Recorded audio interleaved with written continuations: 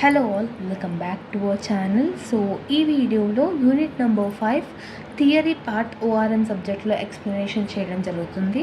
So previous వీడియోలో first unit, second unit, third unit, fourth unit already theory videos already మన ఛానల్లో ఉన్నాయి. So ఆ వీడియోస్ అన్నీ చూసారని అనుకుంటున్నాను. సో ఫిఫ్త్ యూనిట్లో 10%, 100%లో ఒక 10% ఒక థియరీ అడిగే ఛాన్స్ అనేది ఉండొచ్చు. లాంగ్లో ఉండొచ్చు, ఉండకపోవచ్చు. సో ఏంటి నేను ఎందుకు మళ్ళీ థియరీ చెప్తున్నానంటే, సో ఈ థియరీ నేర్చుకోవడం వల్ల మీకు కేస్ స్టడీస్లో యూస్ఫుల్ అవుతుంది, యాజ్ వెల్ యాజ్ 2 మార్క్స్ క్వశ్చన్స్లో కూడా యూస్ఫుల్ అవుతుంది. మీ లక్ మంచిగా ఉంటే 8 మార్క్స్ క్వశ్చన్ కూడా రావచ్చు. సో 5th యూనిట్ చాలా చిన్న యూనిట్, ఈజీ యూనిట్. చాలా కొన్ని కాన్సెప్ట్స్ ఉంటాయి, ప్రాబ్లమేటిక్ కూడా చాలా ఈజీగా ఉంటుంది కంపేర్ టు రిమైనింగ్. సో ఇందులో యూనిట్ నేమ్ ఏంటి? Waiting line or competitive strategy models. ఇందులో ఫస్ట్ ఇంపార్టెంట్ ఏంటంటే queuing theory. Okay, queuing theory అంటే ఏంటి? It is a waiting line models. అంటే మనం ఒక బ్యాంక్కి వెళ్ళినా, ఏదైనా ఒక టెంపుల్కి వెళ్ళినా మనం ఒక క్యూ ఫార్మాట్ పాటిస్తాం కదా. సో ఆ క్యూ ఫార్మాట్ ఒక ప్రాపర్ డిసిప్లిన్ కోసం కస్టమర్స్ నుంచి మన సర్వీస్ స్టేషన్స్ అంటే సర్వీస్ పొందాలని అంటే ఒక ప్రాపర్ డిసిప్లినేషన్ అనేది ఉండాలి. సో అట్లాంటి టైంలలో ఈ క్యూయింగ్ థియరీ ఎలా పర్ఫామ్ అవుతుంది, అదొక మేనేజ్మెంట్కి ఎలా యూస్ఫుల్ అవుతుంది అనేది ఆన్సర్. ఓకేనా? సో ఇక్కడ ఏంటి అంటే it is the most seen ticket counters of cinema హాల్లో కానీ, బ్యాంక్స్లో కానీ, ఇంటర్వ్యూస్లలో కానీ ఈ క్యూయింగ్ ఫార్మాట్ అనేది ఉంటుంది. అవునా?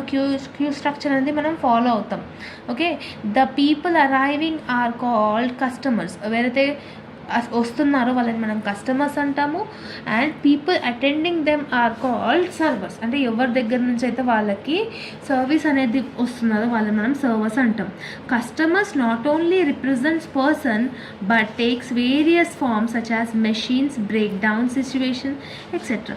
సో ఇక్కడ మనం సింపుల్గా జనరల్గా రాసుకోవచ్చు, ఈ ఆన్సర్స్ ఓన్గా రాసుకోవచ్చు. క్యూయింగ్ అంటే ఏంది?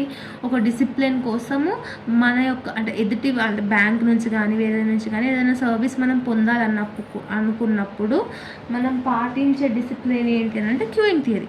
ఓకేనా? 2 మార్క్స్కి చాలా ఇంపార్టెంట్. ఇందులో 3 లైన్స్ ఉంటాయి, అంటే 3 ఉంటాయి అనమాట. ఫస్ట్ అరైవింగ్ ప్రాసెస్, అరైవింగ్ చేస్తాము.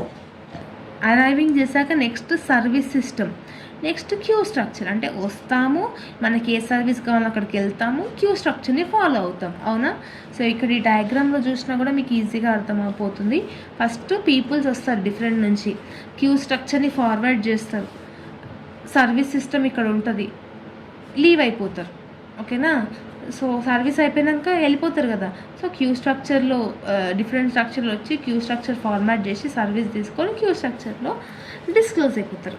దాన్ని క్యూయింగ్ థియరీ అంటాము. Next one important and short important ఏంటంటే గేమ్ థియరీ. అంటే మనం గేమ్ ఆడేటప్పుడు ఎలాంటి ప్రాపర్టీస్, ఫీచర్స్ని మనం యూజ్ చేస్తాము.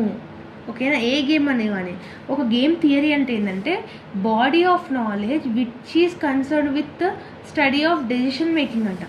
సో ఒక డెసిషన్ మేకింగ్, ఒక గేమ్ మనం ఏదైనా ఆడతాం, ఏదైనా ఒక గేమ్ చెస్ కానీ, రన్నింగ్ కానీ, ఎట్లాంటి గేమ్ ఆడినా కూడా మన బ్రెయిన్కి కొంచెం పని చెప్తాం, ఎలా విన్ అవ్వాలి అని ఒక స్ట్రాటజీ మనకు ఉంటుంది.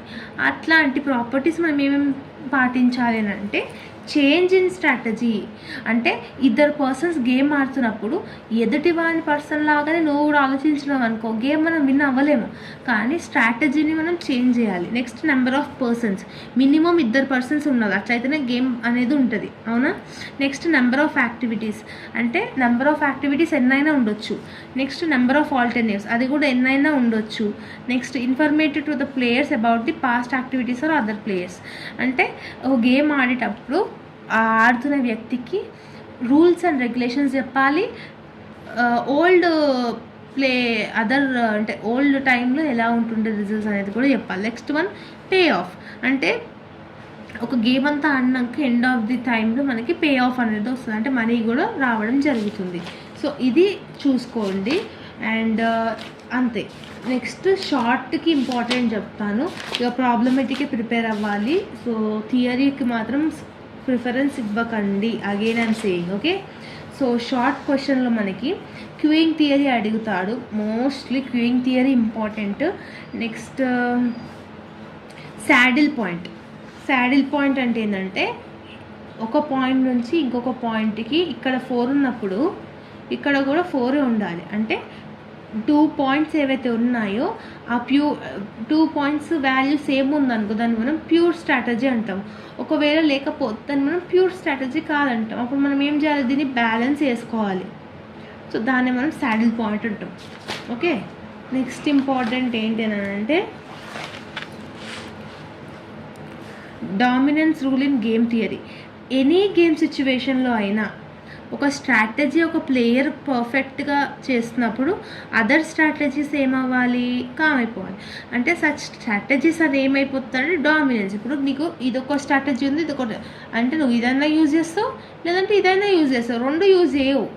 సో ఇది యూజ్ చేస్తున్నప్పుడు ఇది ఏమవుతుంది, డామినెన్స్ అయిపోతుంది, అంటే డామినేట్ అయిపోతుంది కదా, దాన్ని మనం డామినెన్స్ గేమ్ థియరీ అని అంటాం. ఓకేనా. And the last important is simulation. According to the Donald G. Malcolm, a simulated model may be defined that one which depicts the working a large scale of men, machines, material and information operating. Men, machines, material ఇవన్నిటిని use చేసేదాన్ని simulation అని అంటాము. So ఇవి షార్ట్గా చూసుకోండి అంతే. So this is all about the unit number 5. And ఒకవేళ మీరు ప్రాబ్లమెటిక్కే పర్ఫెక్ట్గా అవ్వండి, ప్రాబ్లమెటిక్ ఎక్స్ప్లెనేషన్ వీడియో నేను ఒక వీడియోలో ఒక్కొక్క యూనిట్ కవర్ చేయడానికి ట్రై చేస్తాను.